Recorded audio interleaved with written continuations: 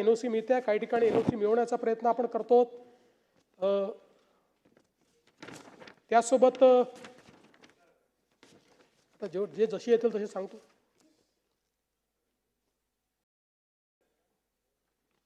एक विषय युवा प्रशिक्षण हा विषय आला होता। ज्यावेळी आपण हा प्रशिक्षणाचं धोरण घोषित केलं होतं त्याच वेळी आपण सांगितलं होतं की 11 महिन्याकरता प्रशिक्षण आहे आणि म्हणून आपण साधारणपणे आपल्या मुलांना कुठेही नोकरीला गेले तुमच्याकडे काय अनुभव आहे हा विचारला जातो आणि असा अनुभव नसल्यामुळे त्यांना नोकऱ्या मिळत नाही। म्हणून जवळपास लाखभर मुलांना आपण वेगवेगळ्या विभागांमध्ये 11 महिने काम दिलं आणि त्यांना सर्टिफिकेट दिलं की हे काम यांनी केलं आहे। ते कुठे नोकरीला जातील तर त्यांच्याकडे एक राज्य सरकारमध्ये काम केल्याचं सर्टिफिकेट असेल। पहिल्याच दिवशी आपण क्लिअर कट सांगितलं होतं कोणालाही आपल्याला बॅकडोर एंट्री देता येणार नाही।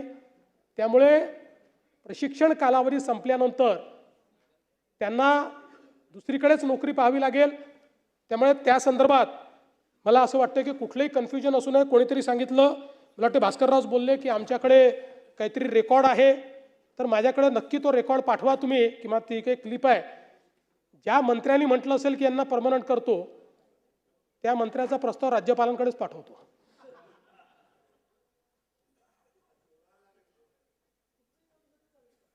हे त्यांच्याकडे त्यांचं म्हणणं भाषण आहे आमच्याकडे की मंत्र्यांनी सांगितलं की परमनंट करतो म्हणून सांगितलं।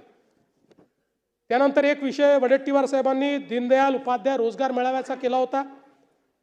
24-25 मध्ये 767 रोजगार मेळावे आयोजित केले।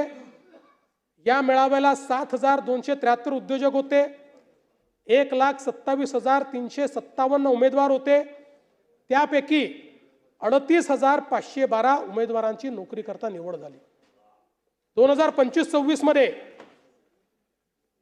372 रोजगार मेळावे आयोजित करण्यात आले। त्यामध्ये 2,669 उद्योजक होते। 1,29,657 उमेदवार होते। त्यापैकी 24,101 लोकांची नोकरी करता निवड करण्यात आली। त्यामुळे मला असं वाटतं की या संदर्भात आपण जर बघितलं तर हे अतिशय यशस्वी होत आहेत। जयंतरावनी एक मुद्दा विद्यार्थी संरक्षण मानदंड तक्रार निवारण धोरणाच्या संदर्भात केला होता, मानसिक आरोग्याच्या संदर्भात।